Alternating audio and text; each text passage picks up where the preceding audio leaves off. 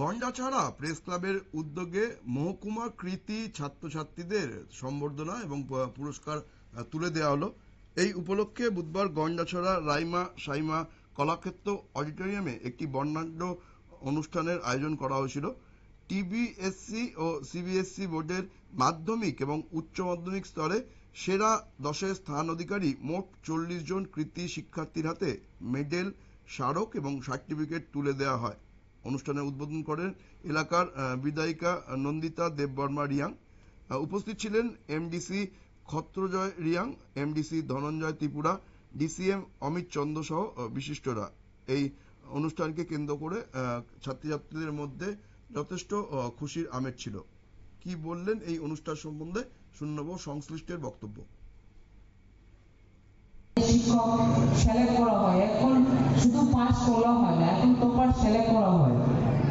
তো আমি আশা রাখবো তোমরা যেহেতু আজকে আমাদের গণতন্ত্রের সাথে টপার হিসেবে সিলেক্ট করা হচ্ছে, আমি কিন্তু আমাদের সাব ডিভিশনে এখনো যে রেকর্ডে আছে আমাদের এই যে রানাবিলি 3-3টা ব্লক, যেহেতু রসাবাড়ি এবং দুর্গুনগর এবং আমাদের গঙ্গানগর, আমরা এক্সপিডিশন ব্লকের মধ্যে আমরা এখনো রেকর্ডে আছে।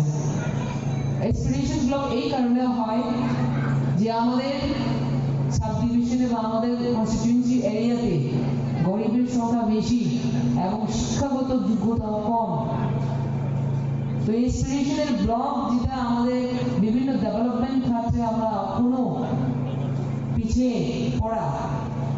তো আমি আশা রাখবো আজকে যারা যারা টপার, যারা এখানে আপনাদেরকে যারা সমর্থন করা হচ্ছে, আপনারা আমাদের এই এলাকার ভবিষ্যৎ।